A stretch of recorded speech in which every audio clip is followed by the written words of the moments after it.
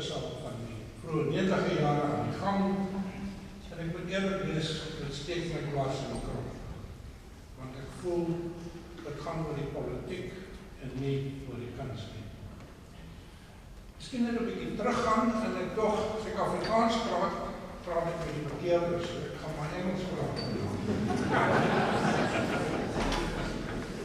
In 1970, Esme Berman described Pierneef as a prophet with honor in his own country. And I must admit I have great respect for Esme Berman. If it weren't for her major poem in 1970, which really put South African art on a pedestal, we would not have been where we are today. And even if one looks at the magnificent work on Prepper in the last year, we owe her a great deal. And I don't always agree with Esme's judgment, but in this instance, I think we are soulmates, let's be quite honest. Earlier, and that's some years back, Johannes Groskopf described him as a culturele profeet van die volk. Now, Johannes Groskopf was not an art connoisseur. He was a great mate of Pierneef, so you can't help feeling there's some adulatory sentiments expressed in that thing, but with all due respect, I'm trying to get across that Pierneef was much admired. But some 22 years later, after Berman's assessment, Nick Coetzee, or N.J. Coetzee, in his book Pierneef, Land and Landscapes, comes with a whole new, and might I say negative, assessment of Pierneef, and particularly his landscapes. Coetzee identifies a strong connection between Pierneef and Afrikaner nationalism. Applying what is known as a deconstructional approach, and let me tell you, art historians think up new terms all the time. Any word and ism to do with art historians are proud. Think of Impressionism and all the rest.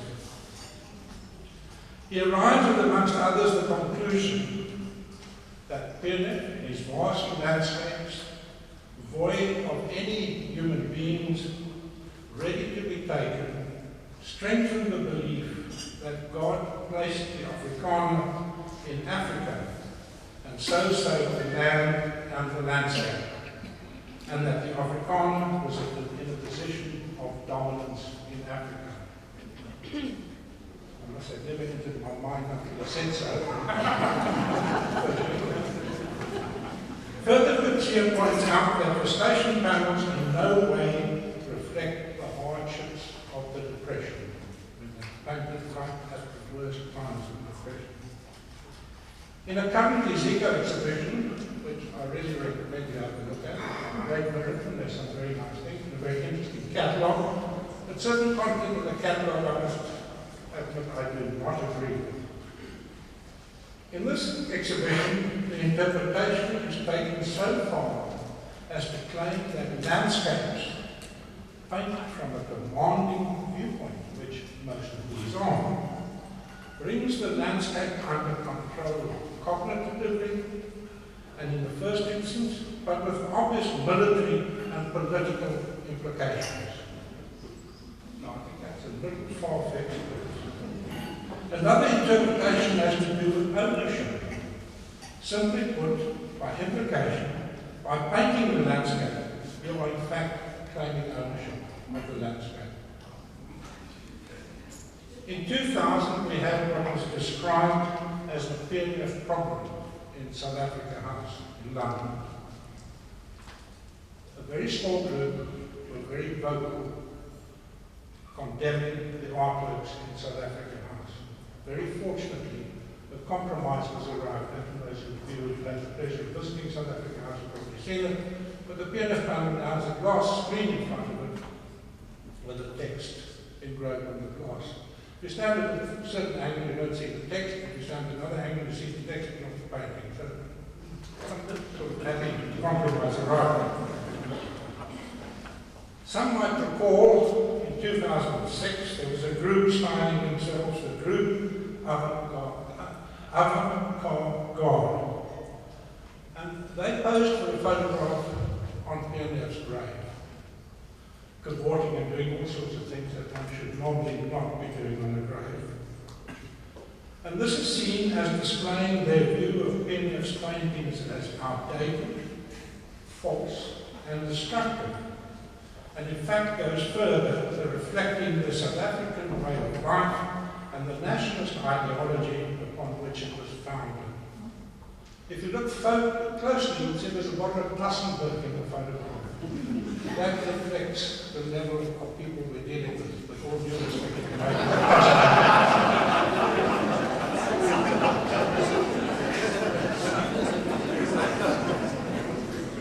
Before, what does one make of this? Before looking at the man Pierneef himself, let me make a few observations. I think there's a tremendous amount of frustration and jealousy amongst 2-3 generations who have come after Pierneef, who have not been able to topple Pierneef off his pedestal.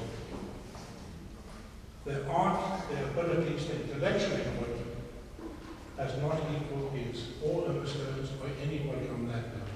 And I think that brings about a tremendous frustration.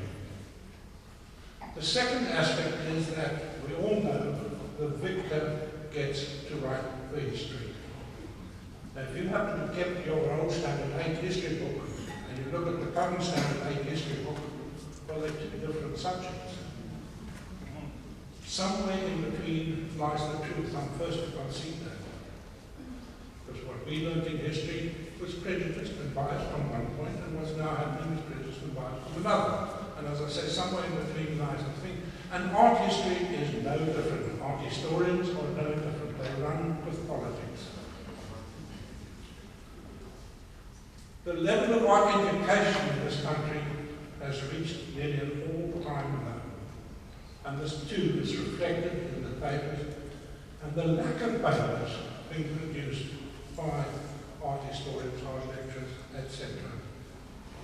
I had the amazing experience, and I say this publicly, of employing a young man who completed 4 years at the Michaela School of Art not too long ago, majoring in sculpture, who had not heard of Rupert many times.